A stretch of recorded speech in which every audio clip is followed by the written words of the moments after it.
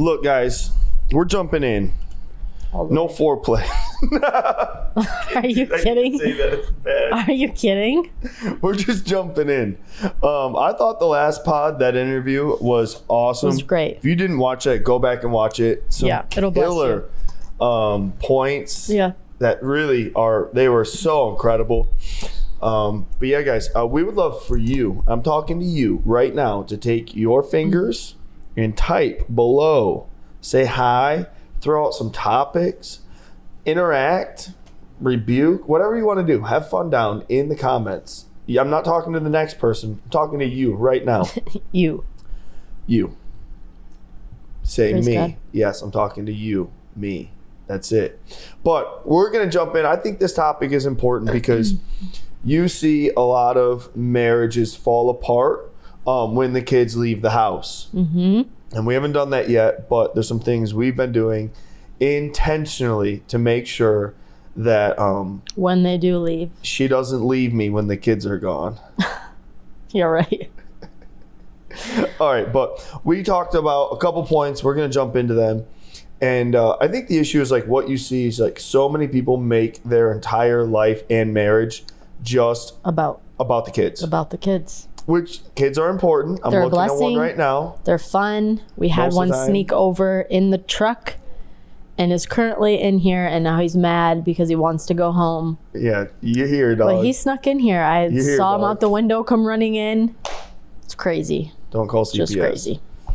But anyway, yeah, a lot of marriages really do, the kids move out and Yeah, they the fall couple's apart like, because they've who spent are you? I don't even know the who you first are. 5 years coddling them, and then they were at school, and then the next 13 years, like, Or basing every their life ounce. around sports and Every ounce of their existence the was children. meant serving and, doing everything for their kids. yeah, which in a sense is good because Yeah, and- people need great parents. Yeah, But absolutely. if you neglect your marriage For the sake or in the name of, the children, Yeah. then your marriage will die. it will. You end up with and a roommate the thing or a is, work buddy.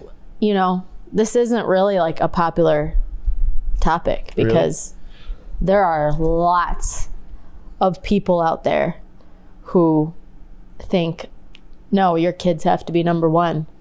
All and the I know- priorities are out of order. I know that there's this is an unpopular opinion, but it's one that really needs to be taught. It's really simple already. It's Yeah. God, and then it's your wife, Yep. and then it's your kids, and then should be your work. And anything else under that would Right. be Yeah. the order that this should go. Right. And I would say that because, this is a Christian channel, so obviously we're gonna say Right. God's first. Yeah. But not just first, but all of our relationships, all of our work, I think everything else in our life should flow out of our walk with Jesus. Yeah, absolutely. So that makes it easy where it's like, okay, that's number one. But I'll say this to the kids sometimes, and I don't even remember where I heard it, but it was good. And it was a statement of, you came to leave and I came to stay. You know what it was? It was the Bernie Mac show. Rest in peace, Bernie Mac. Bernie Mac, one Bernie of the Mac. greatest to do it. Yeah, it was funny. But yeah, he said, I think it was in their sitcom, he's like, you came to leave and I came to stay. And with that reality, like, well, if they came to leave, then I should feel the responsibility to make sure when they leave, they are well equipped to do excellent in life. Yes, absolutely. So we're not saying ignore the kids, like they came to leave. Right, I mean, so equip them to excel. we have to in put the life. disclaimer out there, right? It's like, obviously, there are extreme measures in certain neglect cases. We're not talking about the toxic or extreme cases, where there's like terrible things happening in the home and I'm just listening to my spouse, even though they're doing mean, bad, terrible things. No. In the context of like what's considered more normal, right? Like there has to be a clear divide that shows what you're working towards. 100%. And you can have a healthy balance. Like you can have it be healthy. There has to be healthy Where you're raising healthy kids, where you're setting them up, they're loved on, they're well taken care of, but your marriage is still a top priority over your parenting and over your kids. And that's the thought though, is like my goal is to equip you to do great in this life, but also to make sure I still have a marriage when you're gone. Yeah. And one that is good, because most people, like we were saying, is like the kids are gone. They had no hobbies. They had no connection. They had nothing that they ever did with each other. Yeah. There's no intentionality in the marriage. And they look, I'm like, I don't even really know if I like you. Yeah. Well, and you're like 20 years deep you got to on this think thing. like, I mean, people change, you know, as you grow, you mature, your interests change. So how you knew that person when you first got married to them. Yeah, they're different. They're going to be completely different by the time the kids are moved out of the house. You have to really keep up on the interests and doing things that are fun together and all those things, because otherwise they move out and it's a legit completely different person. And you just don't know them anymore. And it just sounds miserable to have to completely restart all over again. What a heck of a lot of work. Terrible. A heck of a lot of work. So I think that's like the foundation of the conversation, is that you came to leave, I came to stay. And we'll get into like raising kids eventually, and have some people here to talk about that and all that. But we've talked about this other one a lot. It's like, well, if you came to stay as the husband and the wife after the kids, well, like, be intentional about your relationship. Make sure date night is right. Make sure you're spending time at night. Make sure that you know, the kids are taken care of. Make sure all those things are in order, and your relationship is a genuine relationship, not just a working relationship to serve your children. Yeah. You're not roommates. Is unhealthy. Yeah. And like, you think about it, there's a question I heard one time, is so genius. They're like, how much money did you invest in your hobby? Well, how much money did you invest in your kids' sports and like extracurriculars that were just, you wanted to do it so they could do it because it was fun, and there's no bad thing about it. There are good things. But how much money did you spend on that? How much money did you spend on your vehicles? And then the question comes up eventually of like, well, how much money did you invest in your marriage? Yeah. People are like, well, we didn't. Well, we lived together. Yeah. Exactly. You're roommates. That's that what place. No one signed up for that. Like, if you're being defensive right now about what we're saying about kids being first, it's like, well, just remember, you didn't sign up just to serve your kids. Yeah. That wasn't what you signed up for in marriage. In marriage, you signed up till death do us part. You made vows. Like, you made vows to a person, not to having kids and serving children. You made vows. Yeah. Now, you have responsibilities in front of God to your children. Yeah. But you have responsibilities to your spouse. And you signed up with that marriage with your spouse. Them kids didn't even exist. Yeah. And again, they should get a great life and it should be incredible. But you made marriage vows to your spouse, and you are responsible to keeping your vows to your spouse first. Yeah. And that's where a lot of people get out of order. Very out of order. Yeah.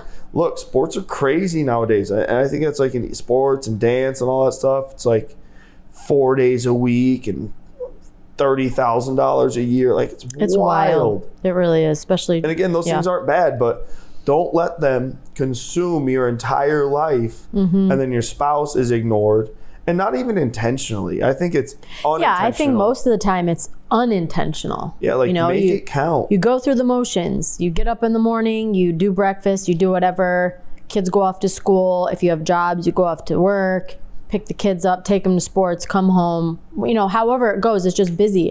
And it's unintentionally just going through the motions of life. And I think that, like, by accident, a lot of people get to this place where it's like, well, oh my gosh, we've gone like weeks, months even, where we haven't really had communication and connection. And, you know, you have to be intentional. It's being aware of it and being intentional. 100%. And like, guarding your marriage from your kids, right? And that's like weird to say, is important. So having that first mindset. The next one is like being intentional in your marriage with date night. Maybe you can't afford date night. That's fine. I get it. Things can be tight for people. You know, send the kids to bed, and then you guys hang out in another room, or have the kids watch a movie, and then you go do something like in the house. Like, there's creative ways to connect and spend time with your spouse. And I think it's important that you are really intentional about keeping your relationship alive with your spouse. And then I would say the other thing that's very important that we wrote down about protecting your marriage from your kids is you need to make sure that you guys come to a conclusion together before you disagree in front of them about like a situation. Yes. And I have some friends that had a crazy argument about something, and they weren't even on the same page before they got in front of their child. And then it was like pretty ugly, pretty messy, very confusing for the kid. And I think it's just important to like, and it doesn't mean you can't disagree, and it doesn't mean they'll never see you argue. But if there's a big decision that has to be made, like you two need to get on the same page. It can't be like, well, your dang mother. It's like, no, get on the same page. Make a decision as the parents, as a married couple about what you're going to do with your family, and then stick to it and support each other. Don't try to make your spouse look like the bad person or the jerk. Because like, that's a huge one. Yeah, that's an absolute huge one. Do that. And I think a lot of times it does happen because usually one is more disciplinary than the other. My poor kids. And we're both disciplinary. I know. But usually that's how it is. So one will defend the kids and the other one's it's like good cop, bad cop type situation. Yes. And then you don't set a good example for your kids. You cause discord and disunity because you're not unified in your decisions on how to discipline. And it really just causes a friction between, you and your spouse. And there's not going to be clarity. It's only going to build because now you're going to be hesitant for the next time something comes up. Well, do I say anything? Well, do I not? And then before you know it, you have resentment in your heart because you've not been able to actually address the situation because there's so much disagreement because you never made a decision beforehand to protect your marriage when it comes to these things. Or saying, okay, I disagree on this, but here's how we can handle this together so we're unified in the decision to deal with whatever's happening with our child. Yeah, and those decisions have to be made through like a lens of family values. Absolutely. And we made a family like value planner. We'll do an episode on that, and we'll put that out for you guys eventually. But like, what values does your family? What values does your family have? And when it gets emotional, like make sure the decisions are going through the lens of the family values. Yeah, it's huge. It's not the hardest thing in the world to do to make hard decisions. Right. You just have to have guidelines or borders or whatever. You have to have those healthy boundaries to make decisions within. And like, well, no, this is outside of the boundaries, so we would never do that. But being on the same page together, making the decision is a massive way to guard your marriage against your kids. Yeah, and I think that this even goes to how do you stick up and protect your spouse? Right. If one of your children comes to you privately and complains or disagrees or, I didn't like, obviously we're all humans, we're going to make mistakes, but there's still a protection within that you have something ready to support your spouse, to back them, to be unified, even if it is addressing, maybe they didn't handle that correctly, but here's where their intentions were, however it needs to be, because you cannot let even gossip within your own home amongst you and your children again about your spouse even take place. Yeah. Because before long, all those things, they grow into something much bigger. Now it puts resentment in there. It puts distrust. It starts to put up, because your kids they'll out you, okay? Your kids will out you. And what are you going to do when they say, well, mommy actually came and said she agreed and did this and this. And it's like, wait, what? That's crazy. So it's important to have not only strategy beforehand on how you're going to protect your marriage from your kids and how you're going to handle situations and this and that, but also for those private moments when your kids come to you. How are you going to be supportive to your spouse, whether they're right or wrong? Because we have to be supportive in that. Yeah, and I think that comes to the next piece too, of protecting your marriage against your kids with this idea that you need to be parents. Yes. And you need to be partners. And not just parents, or not just marriage partners. And that's where people err on the wrong side of both, where it's like, well, we're just married and these kids are here, and then they get neglected, and it's like an awful upbringing, and it messes up a lot of their adulthood, and they got to work through a lot and pray they get freedom from that neglect. But then there's the other side that we've already talked about and alluded to, and I guess people might be mad about this, but they're only parents. And they've ignored their spouse. They've set themselves up for an awful future. It's like, dude, I promise, if you love your kids that much, the last thing you probably want to do is spend Thanksgiving and Christmas splitting them. Like, you want them to be able to come to your house as you and your spouse. Like, you didn't get married to that person because you didn't actually like them. There's just wedges that get thrown into this thing. And look, the greatest honor is not being a parent. I'll throw that out there too. People are like, that is their identity. Like, well, my great, and then I think about it too. Like, if your only identity is being a mother or a father, like, well, what do you do when they're gone? Right.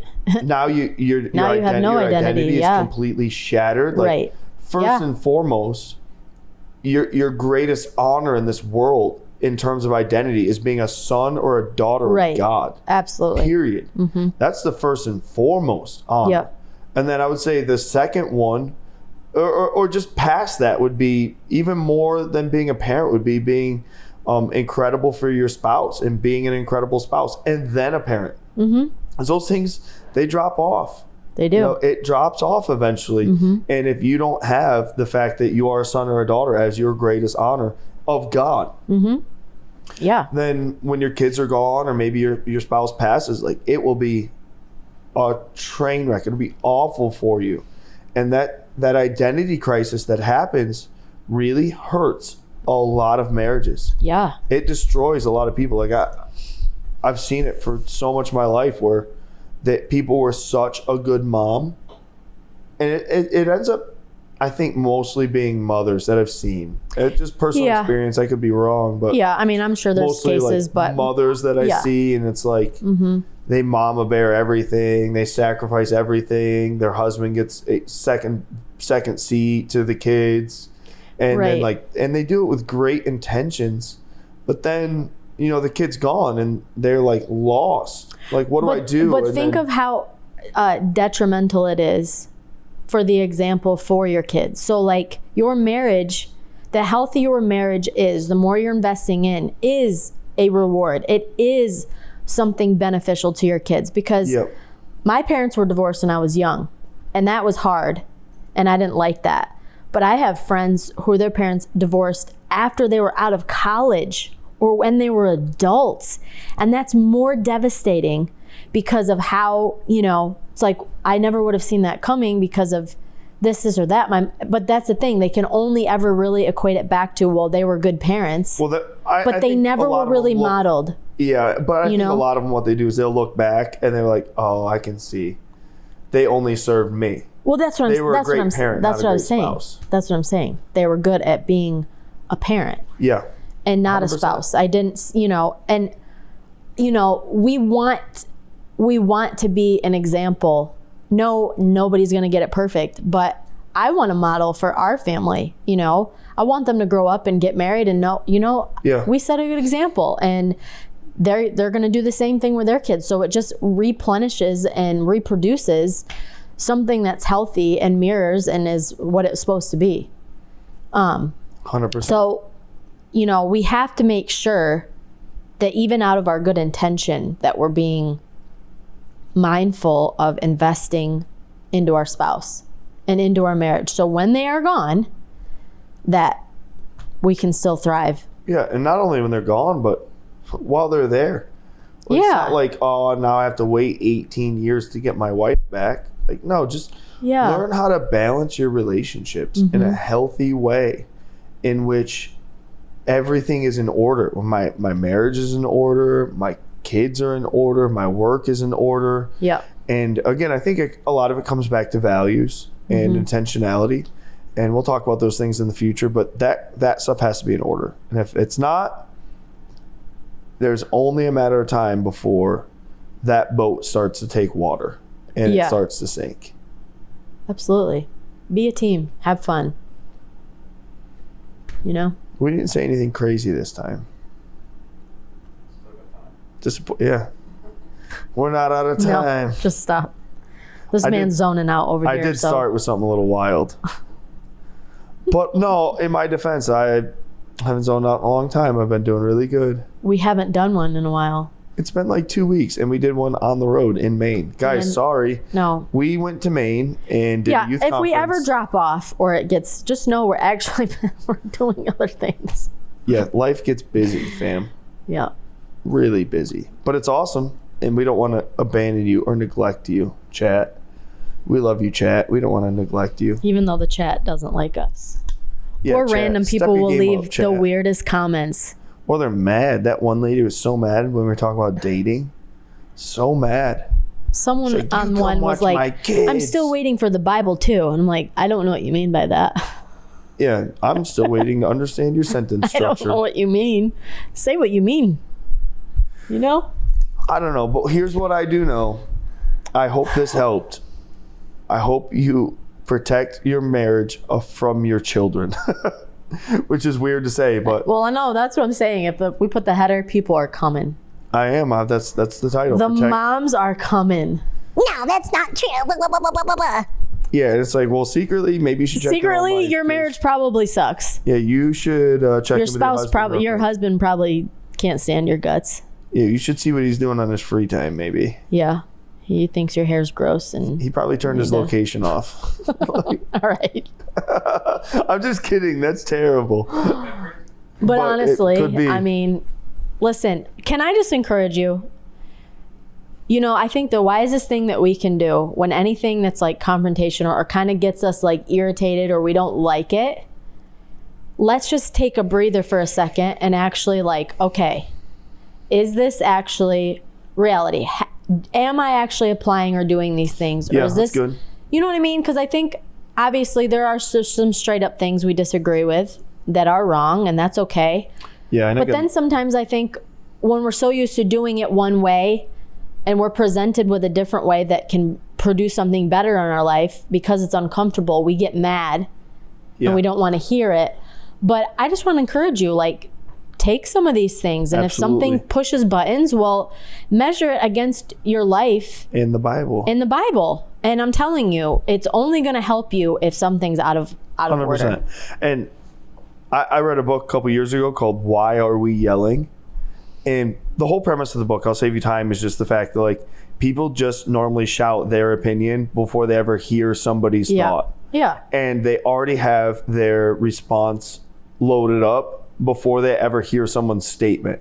So I would encourage you to like hear the thought out, think through the probabilities, and then formulate a response. Yeah, if you disagree with what we said today. And don't twist what we're saying.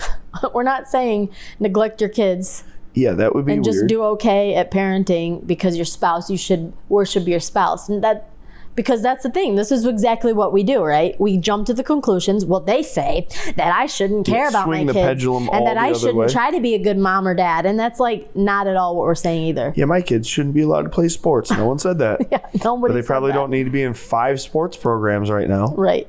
And they're probably not going to end up in the MLB. So maybe just let them play rec ball and have a good time, have fun with it. Yeah.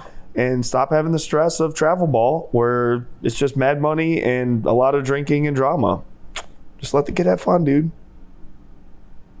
Amen. That might make someone mad. We're us out here. Okay, bye. Bye.